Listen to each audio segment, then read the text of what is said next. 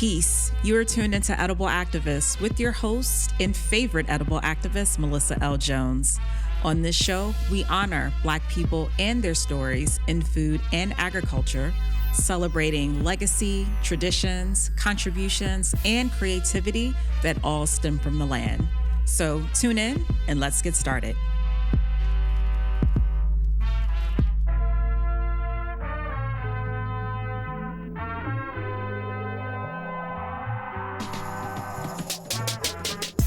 Peace. I am your host and favorite edible activist, Melissa L. Jones. Today's guest is a winemaker, viticulturist, and visionary who is planting roots literally in one of the most historically significant pieces of Black land in Texas.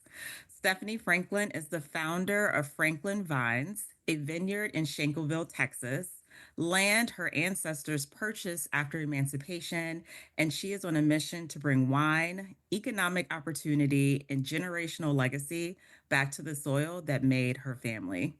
Welcome to Edible Activist, Stephanie. Thank you. Thank you so much for having me. It is an honor. And I know that folks have probably heard this the last few episodes. I have been doing somewhat of a grab from the Black Women in Food Conference. Because you were one of the amazing women that I had an opportunity to speak with at the panel, and I do not take my connections with folks lightly at all. And what we talked about in that moment was just so rich, and I am honored and just happy to have you here to share such a deep and rich story with us. So thank you again. It's a pleasure. Thank you. And let me just back up and say what an amazing Black Women in Food conference it was. And it was a pleasure meeting you and learning all the great work that you're doing as well. Phenomenal. Yes, yes, indeed. We've got to continue to amplify that conference and the all the amazing people behind it. It is definitely a treasure of just so many dynamic Black women. So Absolutely. Stephanie, we're going to get started. This is going to be a journey for the audience. So you say Louisiana made you, Texas raised you. I love that. And the vines saved you. That's a t-shirt, by the way. And that is a super powerful origin story just to begin with in those three lines. Take us into that journey and what was happening in your life when a friend challenged you to do what you love. And what did it feel like when the vines answered that call? Whew. All right, buckle up. I've been in corporate the majority of my life, corporate America sales marketing, worked in nonprofit for years, always, doing community service, working with youth and underserved communities. And I love that. And I'm like, okay, but what, what makes me feel?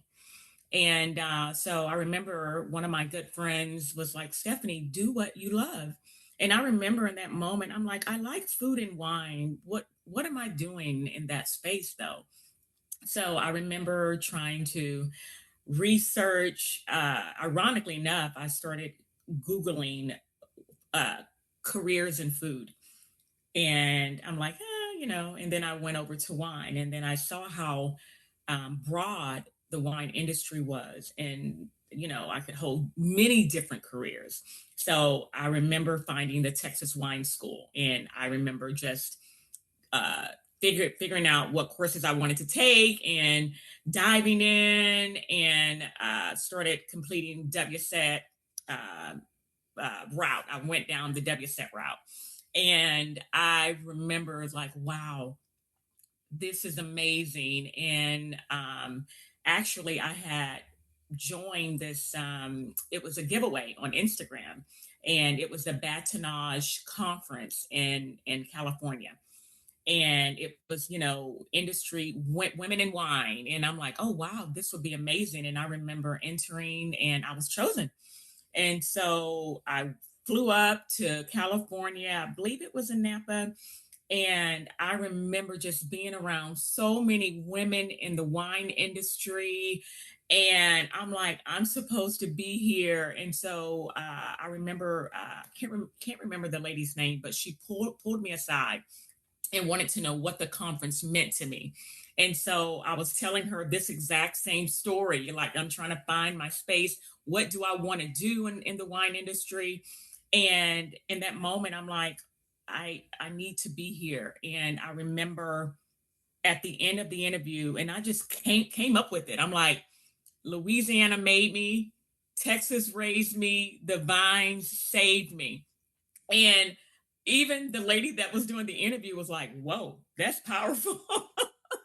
And I've just been holding on to it, and just feeling in that moment, because I feel like all of my life I've been trying to figure out, what space do I belong in? Like, what am I passionate about? I thought it was acting. I shared with you. I lived in New York, going after acting, thinking I was going to be this big time actress, and but that wasn't it. But I like the fact that I tried. I tried, and I found the space that I'm supposed to be in, and it feels amazing.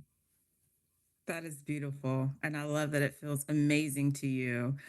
Stephanie, Shankleville, Texas is not just a place on a map for you. It is your bloodline. And you are a direct descendant of Jen and Winnie Shankel, who I know you'll speak to more in just a moment, the first African Americans to purchase land in that area after emancipation. What does it mean to you to plant a vineyard on that same land to farm where your ancestors farmed? Well, let me tell you, it's a lot of weight on my shoulders.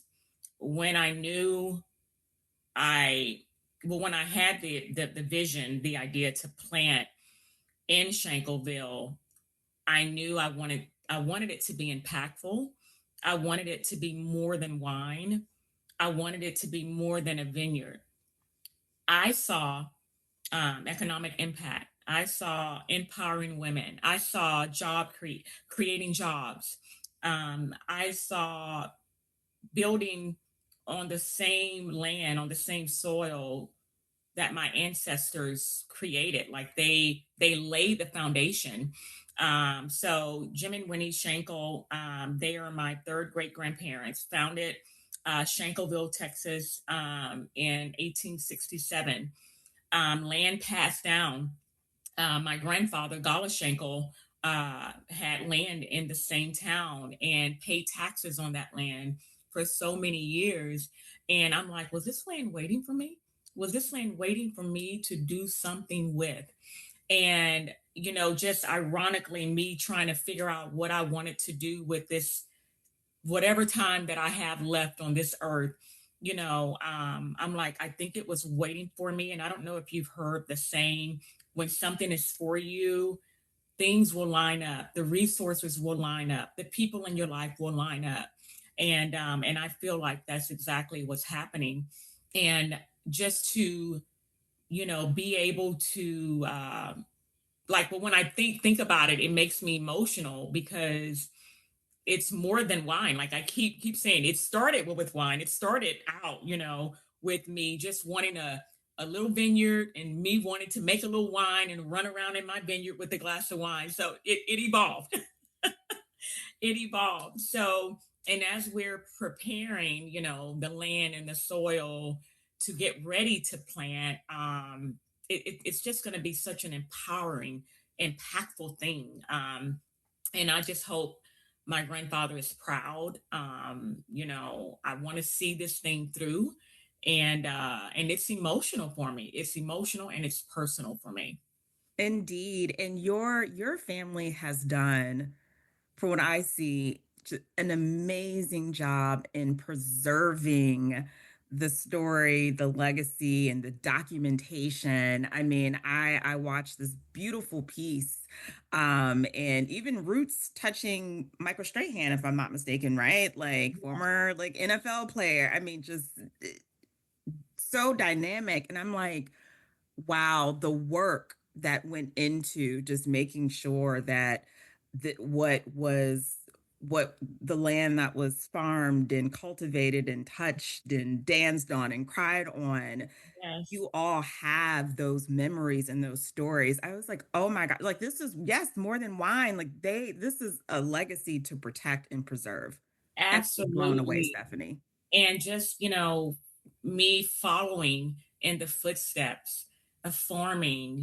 My ancestors started that, and just to I'll be a farm. I'm a farmer now, and I don't take that lightly. I feel like I have a sense of responsibility, and I'm excited. I'm emotional. I'm overwhelmed. It's going to be a lot of work trying to pull in the resources to see this thing through.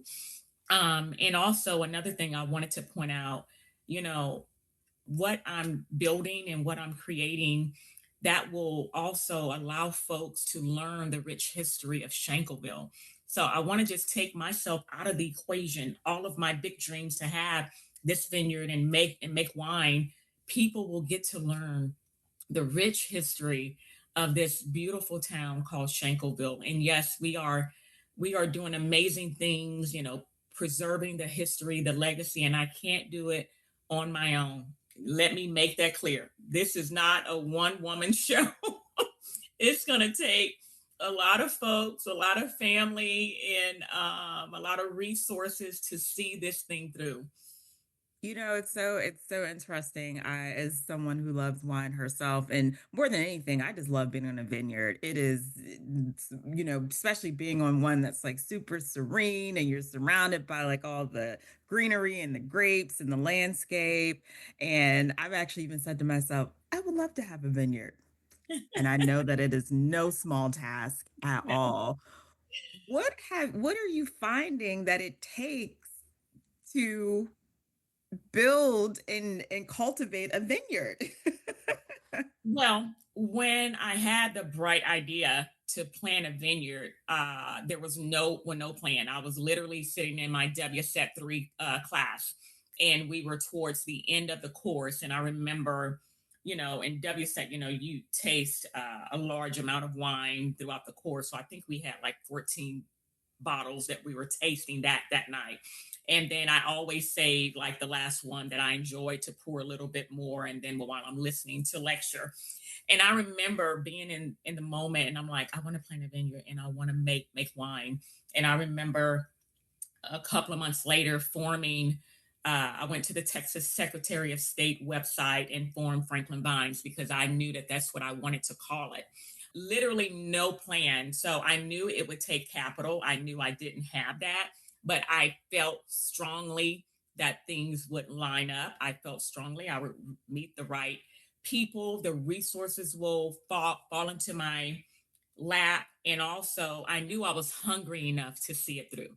I saw the vision, and I am literally, you know, I'm chasing it. Like I am putting myself out there.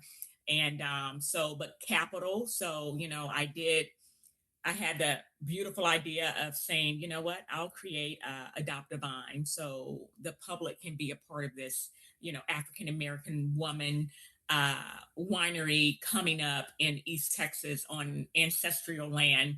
And so, I just feel like things are going to work out, and they will. Absolutely. Well, growing grapes for wine is deeply tied to climate and soil and the character of the land. I mean, farming in general, right? But, grapes super delicate. You have to have the right conditions. And so, what did you discover about Shankleville's land and climate that made you believe it could support a vineyard? Because I'm sure, you probably could have, went down another lane on try, how to cultivate that land for something else. But like what made you believe that it could support a vineyard, and what has that process of actually cultivating grapes taught you about patience in working with nature? Well, when I had the big idea to plant a vineyard, of course, I immediately partnered with Texas A&M Agriculture Extension Services in the county of Newton, Texas, and we pulled soil samples to make sure that we could grow grapes in deep East Texas. So the terroir in East Texas is very humid, hot, lots of rain. So I'll be faced with mildew, Pierce disease. So I was working with a viticulturist, and they shared with me that I would need to make sure that the grape that I plant was Pierce disease resistant, Pierce disease tolerant. So they also gave me a lot of different clones that I need to choose within. Not saying I'll be successful because, a vineyard depends on Mother Nature, but I would have more success with choosing one of those. So, but when I knew I was thinking about planting, I'm like, okay, well, let me see what the soil report is going to say. So, amazingly enough, they were shocked that the acidity level, the pH was where it was, and it was a good pH. And so I'm like, that's the ancestors. Those are the things that are falling in line. And so, um, so yes, so I know it's going to be challenging. Like I'm over here trying to figure out, like, literally there's something to do every day. So we are in the process of treating the land, treating the soil. And so I'm thinking about, like, well, what kind of fencing will I have? How am I going to keep the rodents out? What am I doing? Like all the things. And so just trying to figure it out. It's overwhelming, but also exciting because every time I jump one hurdle, I just know there's a thousand more in front of me, but I have to keep going. I have to keep going. That's incredible, and I love that partnership. My that I love that so much. One grape at a time, right, Stephanie? Yes, Or absolutely. one vine at a time. One vine at a time.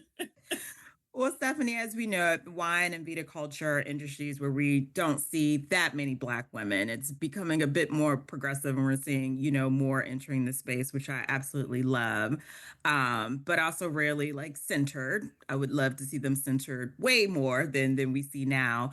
What has your experience been navigating this space, and what do you want your presence to say to the women who come after you? Because listen, we're looking at you, Stephanie, because anything is possible, with you leading this work. So, and Well, others. yes, and thank you. I knew when I decided to get into the wine space, the wine industry, I immediately started looking up African American women in the wine industry. And of course, the McBride sisters they were the first ones that I started to research. And this was back, 2019 maybe.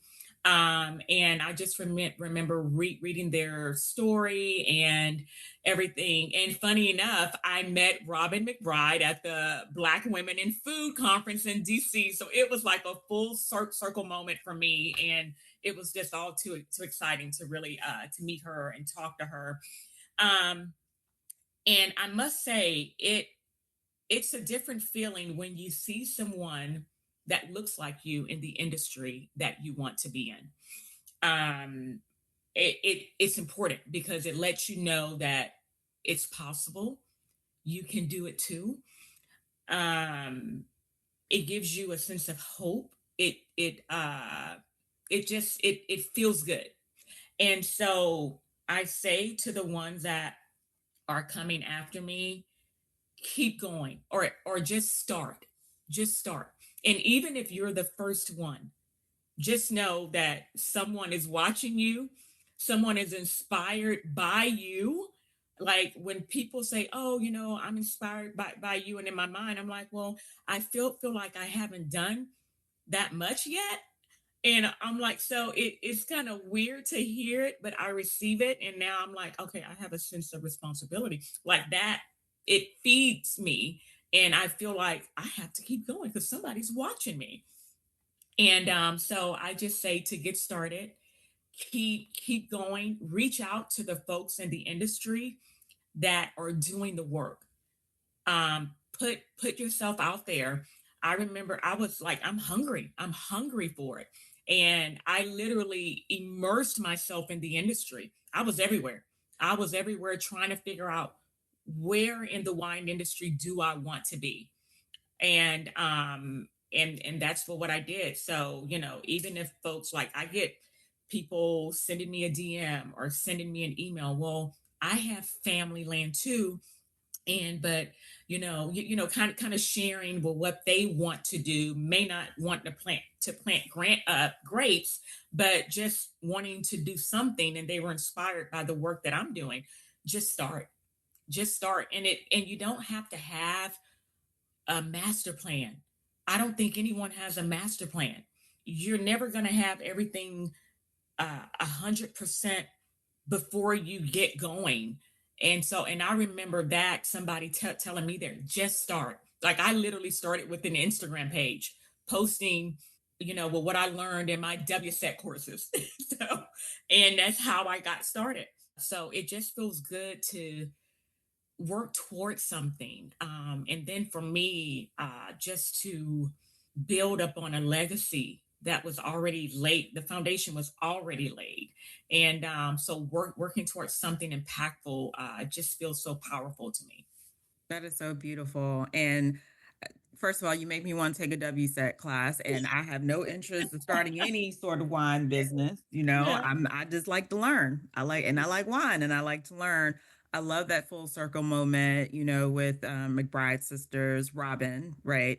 And I shout out to McBride because I do remember when they kicked off, when they launched, and Mhm. I love their products. I Yeah. absolutely love their products. So just shout out to them. And I'm glad that that fusion that you all were able to talk Yes.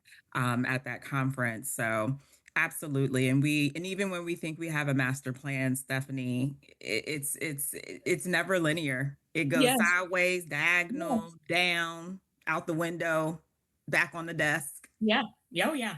Oh yeah. That is for sure. What are some of the biggest myths around wine that you want to dismantle here? And how does Franklin Vines, or how will Franklin Vines challenge those narratives? Ooh, I love that question. Uh, Let me jump in with, um, just because a wine is expensive doesn't mean it's going to be great on your palate. Uh, there are a lot of average priced wines that are amazing. And I always tell folks, drink what you like.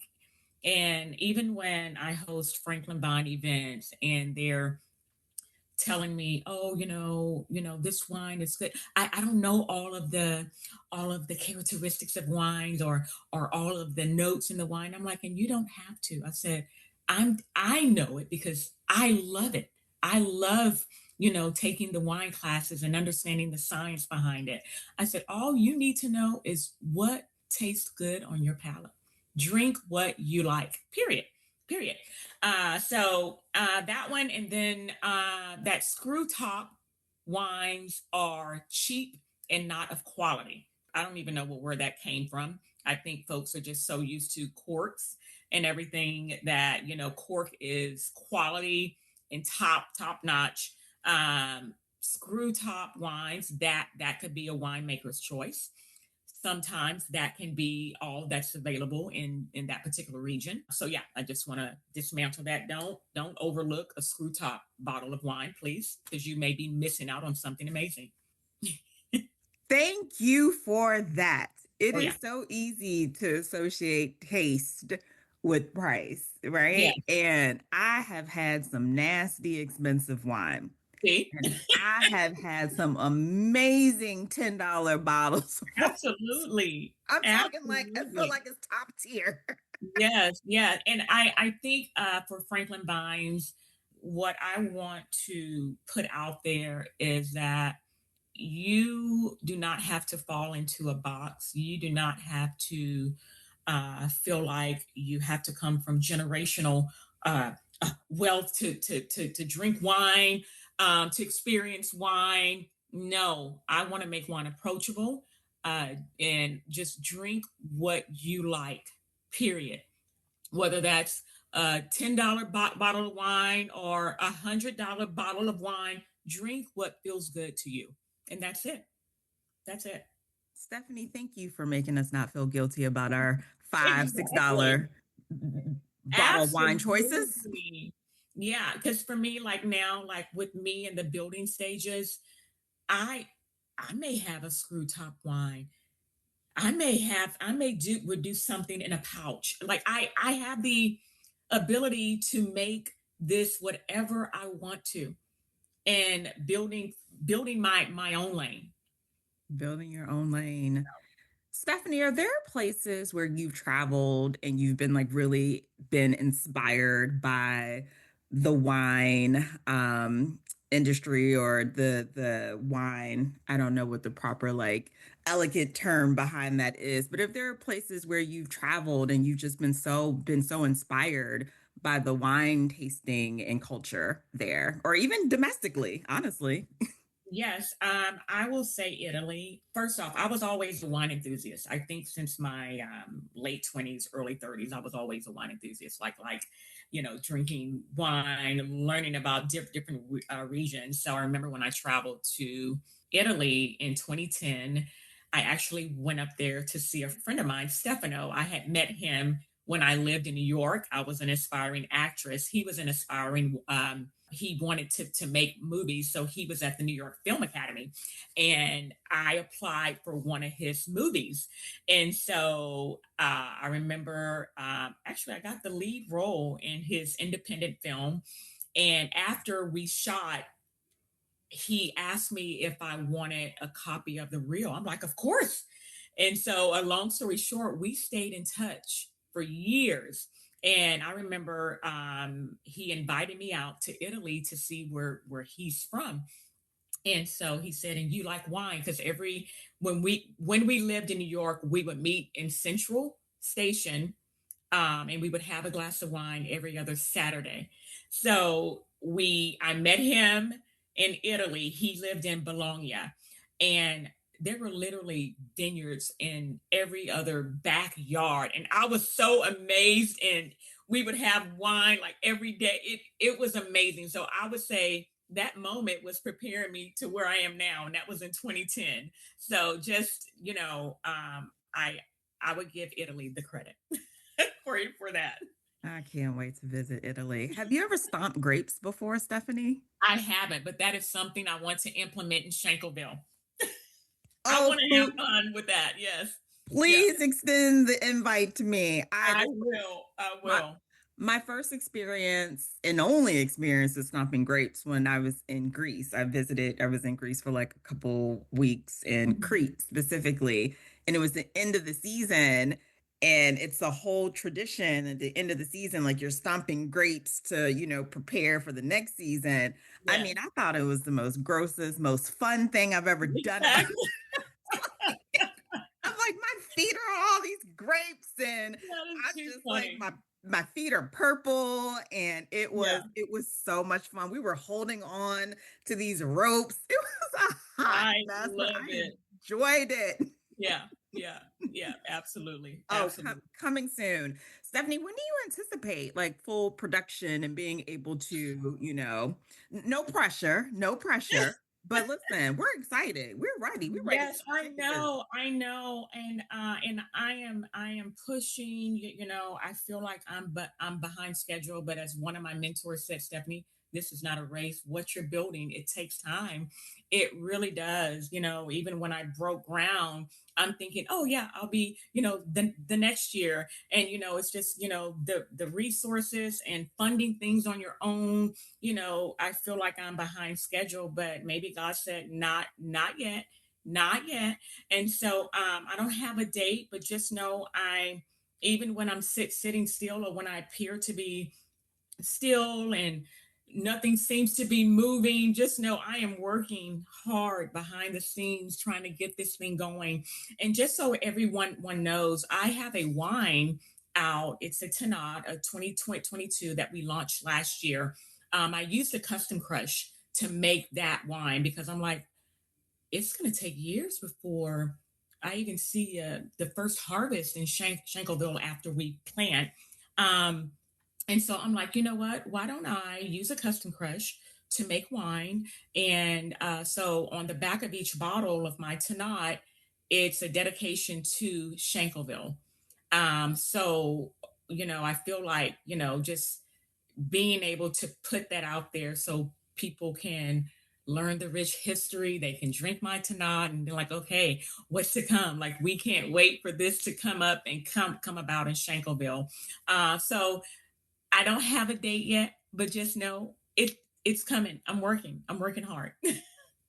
When the ancestors, let that rope down and say, come on, or, Yes, whispers that date, that's when it will be. And we will be there to absolutely. support you. That's amazing. Absolutely. I Thank want to you. go before we close out because I'm going back to, I'm still like tickled around like the myths, which I love. Like if y'all see a screw top, it's okay. Okay.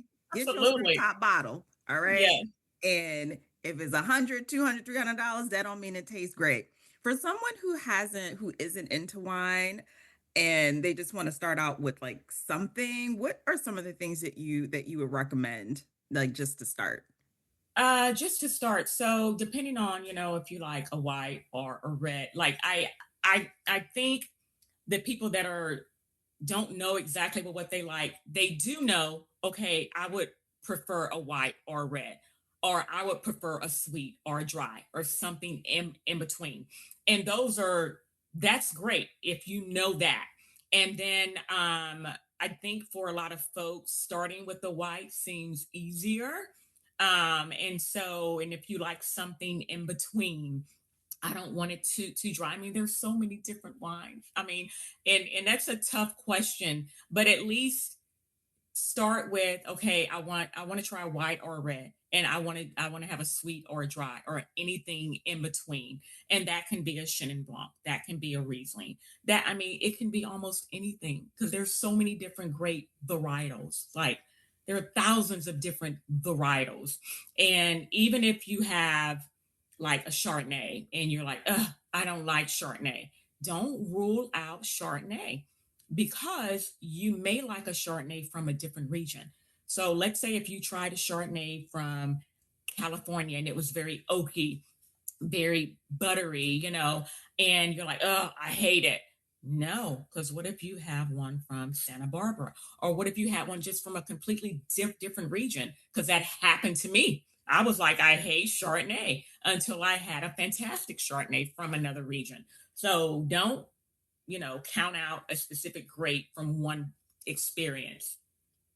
That is so true because I know that Mhm. I've had a few Chardonnays and some I did not like, and then Yeah. I've had like a buttery one. I have a friend. She likes to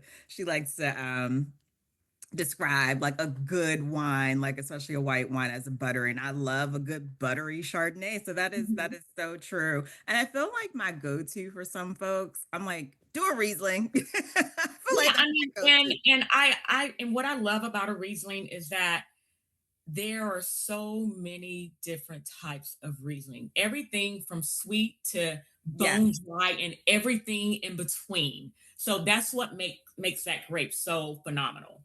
Listen, this has been your mini wine course from Stephanie, which by the way, not to put anything else on your plate, Stephanie. Just an Right? idea.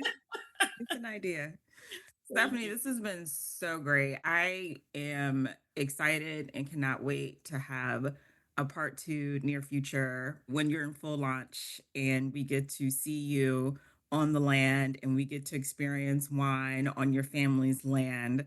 That beautiful fusion of your vision and the legacy is such a love story in my mind, and I'm just I don't know, I just have chills over here, just the whole Thank you. thing, and just giving you flowers and just sending love and all the grace that I know that you need Thank to you. go to navigate this journey. So thank you for, oh my gosh, for what you're building. And I know the people behind you, like you said, it takes more than one person, obviously. Before we conclude, my final question, Franklin Vines is bigger than wine. I mean, you spoke to this when you had this vision. It was more than just wine. You saw like economic opportunity and just other ways that you want to cultivate this space. And so you're talking about jobs and economic development, youth education, scholarships for women, of color, like in agriculture. Like, what is that full vision and what does Shankleville look like when it's realized? Like, if we had to just dream something up, well, not dream, you've already jumped this up, but like really paint that vision for our listeners. So, what does that look like? It looks like a small tasting room with a heritage vineyard, eventually growing to more acres, learning the rich history, tours, bed and breakfast, weekend getaways, educational hub, possibly partnerships with colleges for internships, learning from a vineyard in deep East Texas. And folks are probably think I'm nuts for even trying to plant something in the area, a space where women can get together and empower each other and dream big, bringing folks to Shankleville, most importantly, to learn about the rich history and experience wine. And maybe I'll bring the first food and wine festival to Shankleville, Texas. Listen, we're waiting, but we're patient, and Thank great you. things take time. Yeah. So it does. Stephanie, thank you so much. Where can folks find you on the interwebs if they want to keep up with all the greatness that you're doing? Absolutely. You can go to my website, franklinvineswine.com, Instagram, Franklin Vines and Franklin Vines Wine. I'm literally Franklin Vines everywhere because I wanted folks to find me easily. So on TikTok and Instagram, Facebook, Franklin Vines, and LinkedIn, of course. Yeah. I love it. Franklin Vines. Clever. Love it. Love it. Love it. Thank you all so much for tuning in, and peace. Thank you for listening to Edible Activists. You can find today's episode on Spotify, iTunes, and Simplecast, and follow along on all social media platforms at Edible Activists for updates. Want to support this platform? You can do so by purchasing our commerce or connecting with me about media partnerships at www.edibleactivist.com. In the words of Baba Tariq Adunu, there is no culture without agriculture. Peace.